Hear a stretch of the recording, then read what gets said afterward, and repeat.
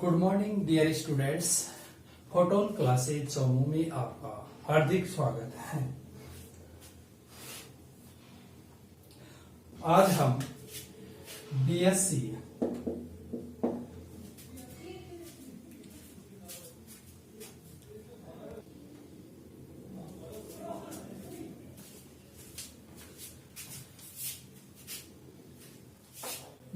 Third year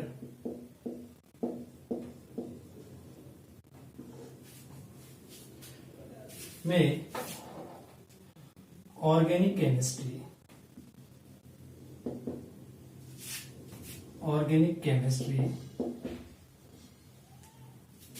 जो कि paper है आपका पेपर सेकंड पेपर है और इसके मैक्सिमम मार्क्स हैं 33। ओके, ये सेकंड पेपर है। आपका फर्स्ट पेपर होता है इनऑर्गेनिक और सेकंड पेपर ऑर्गेनिक होता है, थर्ड पेपर फिजिकल होता है। ठीक है, तो यहाँ पे हम ऑर्गेनिक केमिस्ट्री पढ़ेंगे। इसके सिलेबस के बारे में डिस्कस कर लेते हैं एक बार।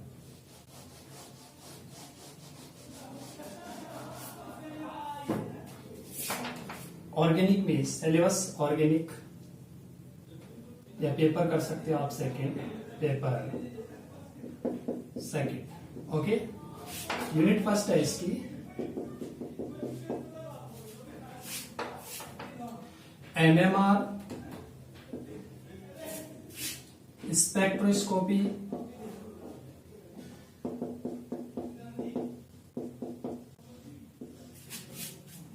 दो पार्ट्स हैं इसके अंदर, एक तो NMR स्पेक्ट्रोस्कोपी और दूसरा पार्ट है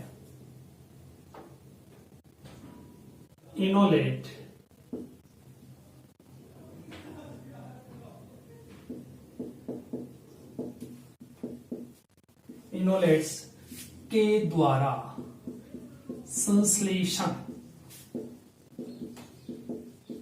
ठीक है, दो पार्ट्स हैं, एक क्वेश्चन यहां से आता है, एक क्वेश्चन यहां से आता है। आपको एक ही क्वेश्चन करना रहता है यूनिट में, एक इनोलेट से आता है, एक क्वेश्चन एनएमआर से आता है।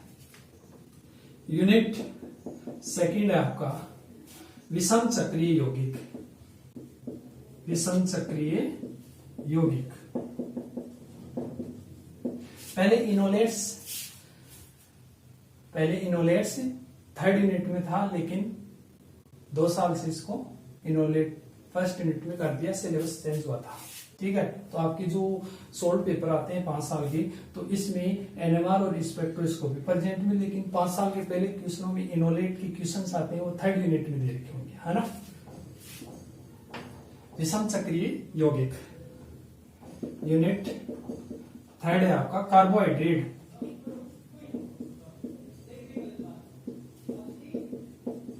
ठीक है, यूनिट आपकी फोर्थ है एमिनो एसिड।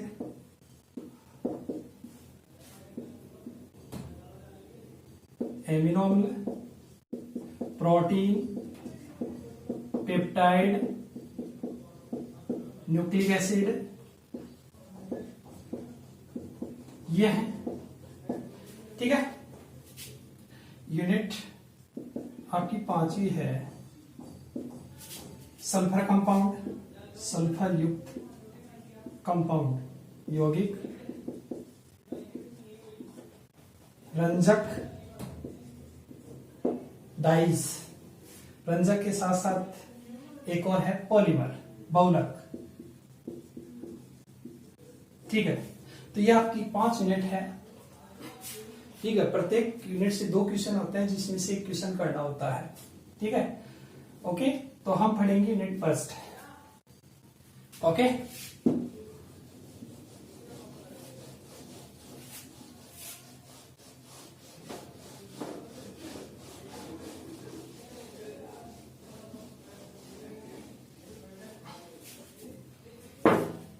यूनिट फर्स्ट, इसमें हम सबसे पहला टॉपिक पढ़ेंगे सिंथेसिस वाया इनोलेट्स। ठीक है, इनोलेट्स के द्वारा इनोलेट्स के द्वारा संश्लेषण, इनोलेट्स दैट्स इंपोर्टेंट इंटरमीडिएट्स, इसके द्वारा हम बहुत सारे कार्बनिक कंपाउंडों का संश्लेषण कर सकते हैं। तो एक प्रकार से एक पार्ट हो गया। इसमें एक क्वेश्चन आएगा कंपलसरी, हमेशा याद रखना, अगर एक पोर्शन पढ़ लोगे ना तो कोई दिक्कत नहीं होगी, ठीक है।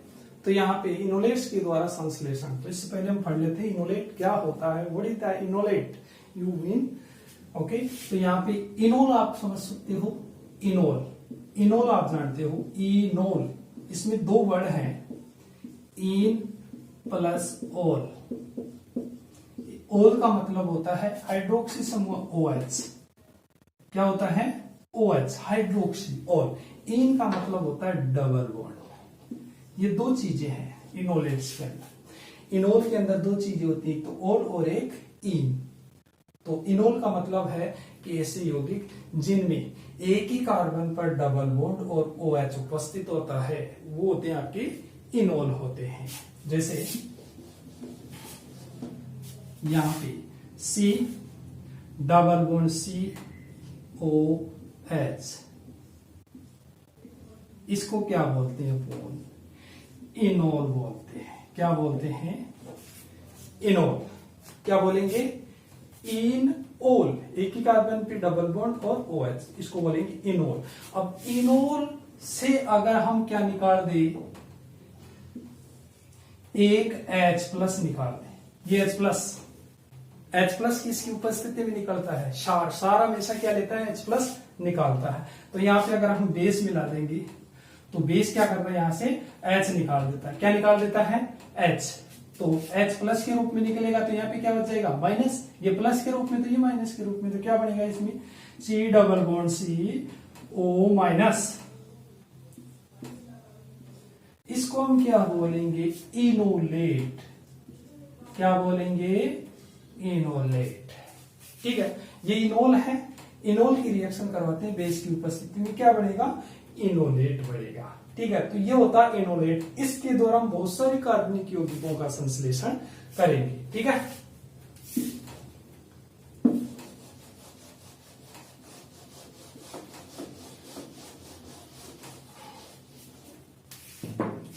ओके, अब इसमें हम देखते हैं पॉइंट से पॉइंट, सिलेबस के अकॉर्डिंग पॉइंट में चलते हैं। इसमें एक मेथिलीन समूह होता है, पॉइंट पहला मेथिलीन समूह है, क्या होता है देखो,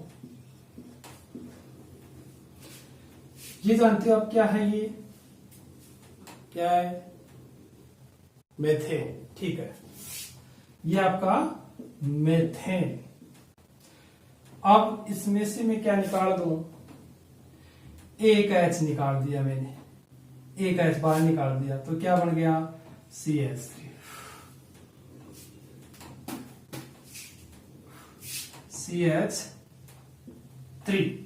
ओके, क्या बन गया, CH3। अब एक और H निकाल दो, एक H और निकाल दिया, तो क्या बन जाएगा, CH2।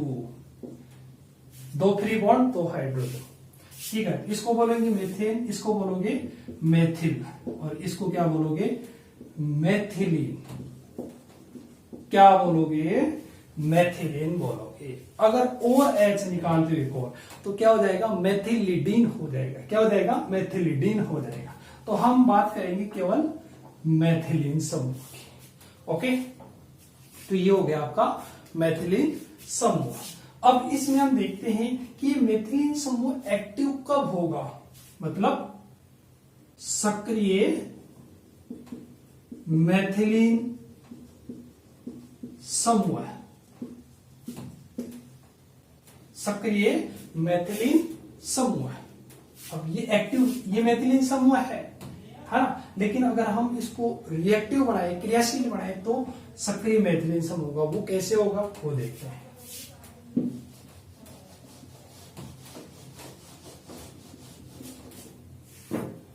सक्रिय मेथिलीन समूह, ओके, सक्रिय मेथिलीन समूह। अब देखो, ये CH2 है, दो फ्री बॉन्ड है ना। अगर CH2 के दो फ्री बॉन्ड, मेथिलीन के दो जो फ्री बॉन्ड है, एक बॉन्ड पे EWG है, EWG का मतलब होता है इलेक्ट्रॉन विथड्राविंग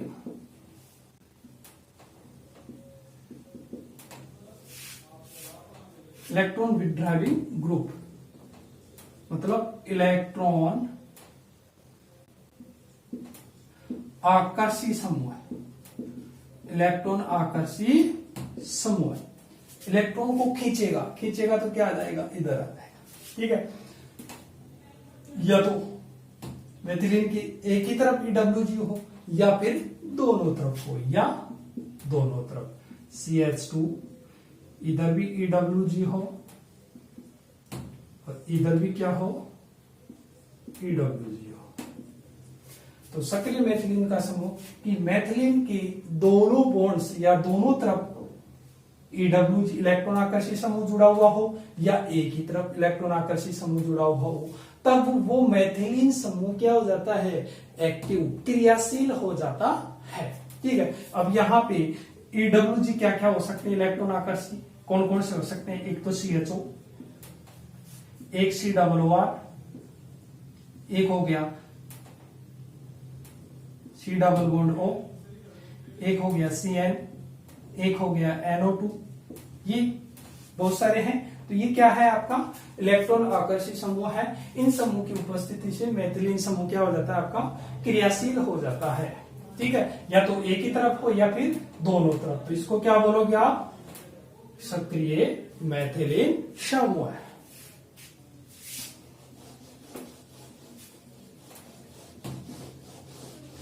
अब एग्जांपल लेते हैं, ये क्रियाशील कैसे है, देखो इसको एक्सप्लेन करते हैं अपन।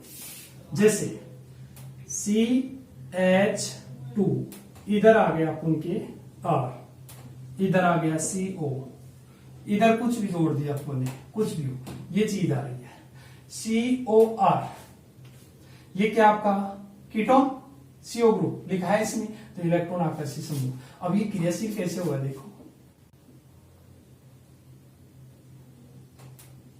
H दो H हैं। अब ऑक्सीजन की विद्युतीयता ज्यादा है कार्बन से, तो ये इलेक्ट्रॉन किस तरफ चले जाएंगे, ऑक्सीजन की तरफ। तो क्या बनेगा इसमें, देखो यहाँ पे माइनस और यहाँ पे प्लस, तो R C H H C O minus और यहाँ पे क्या आ जाएगा, प्लस R। बन के इलेक्ट्रॉन इधर चले गए तो इधर कम हो गया तो प्लस, बढ़ गए तो माइनस, तो यहाँ पे प्लस आ गया तो क्या हो गया, प्लस वाला क्या करता है, इलेक्ट्रॉन लेगा, खींचेगा। अब ये इलेक्ट्रॉन खींचेगा क्यों, क्योंकि प्लस आते ही इसकी विद्युतीयता बढ़ जाती है, बढ़ेगी तो क्या करेगा, ये इलेक्ट्रॉन खींचेगा, इस तरफ से भी खींचेगा, इस तरफ से भी खींचेगा। ठीक है, तो यहां मानो इधर से खींच रहा है, ये प्लस इधर से खींच रहा है, इधर से खींचेगा तो इस पे प्लस आ जाएगा, प्लस आ गया तो ये इधर खींचेगा, तो बंद के इलेक्ट्रॉन सॉरी बंद के इलेक्ट्रॉन इधर चले जाएंगे तो H प्लस आसानी से निकल जाएगा। तो किस तरीके से निकलेगा, देखो ये बॉन्ड टूट गया है, ये लो ये टूट गया तो ये वाला प्लस कहां जाएगा, H के पास। ठीक है, तो यहां से क्या निकल जाएगा, H प्लस क्या बन जाएगा, R C H double bond आ गया, C O माइनस R, ये हो गया। इसको क्या बोलोगे आप, इनओलेट। तो ये H क्यों निकला, क्योंकि ये कार्बन जिस पे ये हाइड्रोजन उपस्थित, इसके निकटवर्ती यानी इसके पास क्या है, इलेक्ट्रॉन आकर्षी समूह उपस्थित होता है। इलेक्ट्रॉन आकर्षी समूह क्या करता है, इलेक्ट्रॉन खींचेगा तो खींचने पर इसके पास इलेक्ट्रॉनों की कमी आएगी तो ये भी खींचेगा तो इसके पास इलेक्ट्रॉन कम होंगे तो ये कम वाला इलेक्ट्रॉन क्या करता है, हाइड्रोजन के जो ये बंद के इलेक्ट्रॉन है इनको अपने ओर खींच लेता है और हाइड्रोजन आराम से निकल जाता है। अगर यहाँ पे समूह नहीं होता इलेक्ट्रॉन आकर्षी तो ये आसानी से नहीं निकलते हैं। ओके, तो यहाँ पे H निकल रहा है किसके रूप में, प्लस के रूप में। ठीक है, तो प्लस के रूप में H निकलता है तो उसको क्या बोलते हैं, एसिडिटी ये होता है ना अम्लीकृत H+, अम्लीकृत H+। अब यहाँ पे ये H कौन सा है, हमेशा याद रखना इलेक्ट्रॉन विथड्राविंग ग्रुप के पास वाला कार्बन क्या होता है, एल्फा कार्बन। ये भी अल्फा कार्बन और इधर भी कार्बन होगा तो एल्फा, और एल्फा कार्बन पे उपस्थित हाइड्रोजन क्या होता है, एल्फा हाइड्रोजन। क्या होता है, एल्फा हाइड्रोजन होता है। तो यहाँ पे जो H है ये क्या आपके एल्फा हाइड्रोजन, और ये एल्फा हाइड्रोजन कैसे हैं, ये अम्लीकृत एल्फा हाइड्रोजन है। क्यों है, क्योंकि ये हाइड्रोजन H+ के रूप में निकल रहे हैं, इसलिए हम इनको क्या बोल सकते हैं, अम्लीकृत एल्फा हाइड्रोजन। सक्रिय मेथिलीन समूह पर उपस्थित जो हाइड्रोजन है वो अम्लीकृत एल्फा हाइड्रोजन कहलाते हैं। क्यों, क्योंकि इलेक्ट्रॉन आकर्षित समूह की उपस्थिति के कारण ये H+ आसानी से निकल जाता है, और H+ निकलता है उसको क्या बोलते हैं, अम्लीकृत एल्फा हाइड्रोजन बोलते हैं। ठीक है,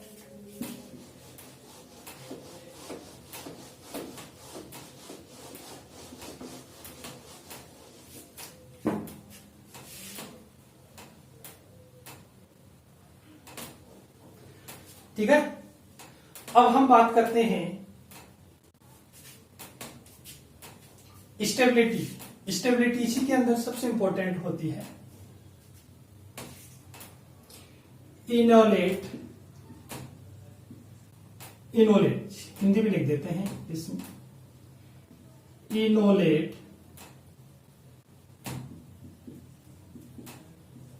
का स्थायित्व है,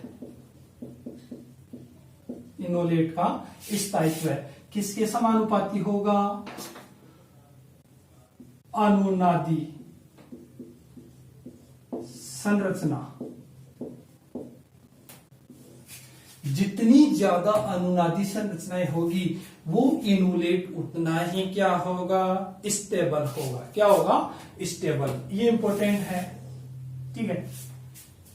इनोलेट का स्थायित्व क्या होगा, इनोलेट का स्थायित्व बढ़ेगा कब, जब अनुनादी संरचनाएं बढ़ेगी। अनुनादी संरचनाएं कम होगी, जैसे कोई कंपाउंड है A और एक B है, इसकी अनुनादी संरचनाएं 4 है, इसकी अनुनादी संरचनाएं 3 है, तो कौन ज्यादा स्टेबल होगा, ये वाला, क्योंकि इसकी अनुनादी संरचनाएं क्या होती है, ज्यादा होती है, तो ये समानुपाती है, तो ये ज्यादा होगा तो ये भी ज्यादा होगा, ये ज्यादा है तो ये स्टेबल ज्यादा होगा, ये कम है तो ये कम स्टेबल होगा। ठीक है, तो ये है, इसमें हम एग्जाम्पल के थ्रू समझ लेते हैं इसको एक।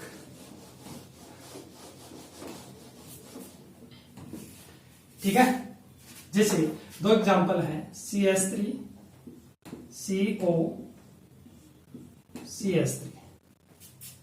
ओके, ये है, यहां पे CO ग्रुप है, CO ग्रुप है। Okay,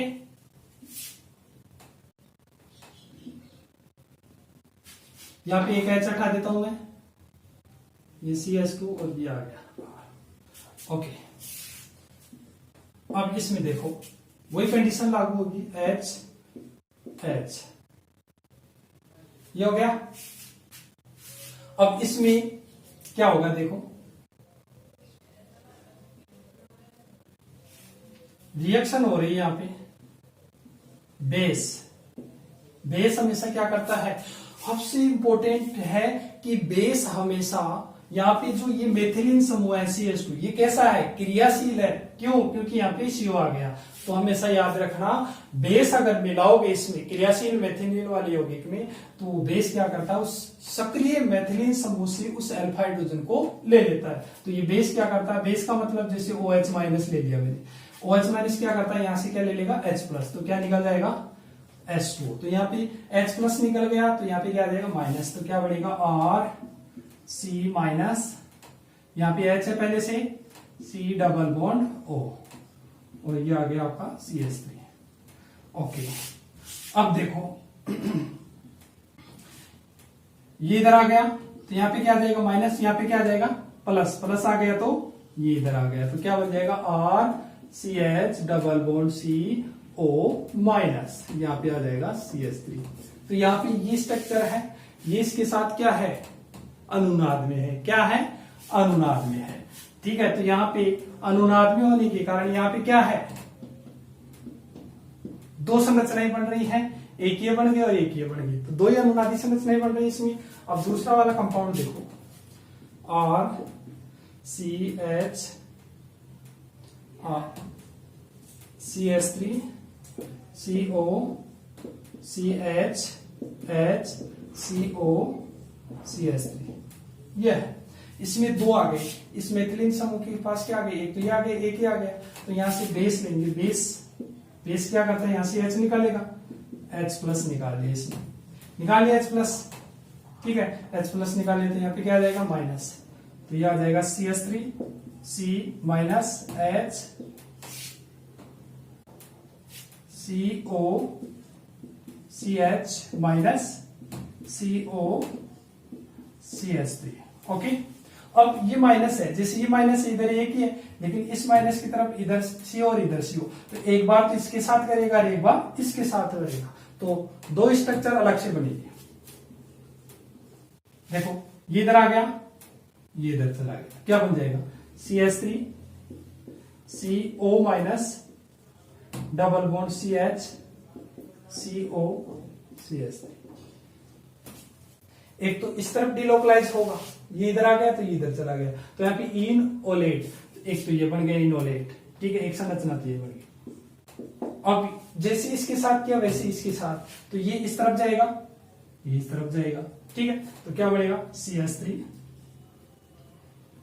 CO CH double bond CO minus CH3, एक ये बन गई। तो कितनी अनुनादी संरचना, 1 2 3, इसमें तो बन रही है 3, इसमें बन रही है 2, तो स्टेबल कौन सा होगा, नीचे वाला या ऊपर वाला, स्टेबल वो ज्यादा होगा जिसमें अनुनादी संरचनाएं ज्यादा होगी, तो ये वाला स्टेबल ज्यादा और ये वाला कम स्टेबल है, ठीक है, और आगे पढ़ेंगे बाद में। Thank you.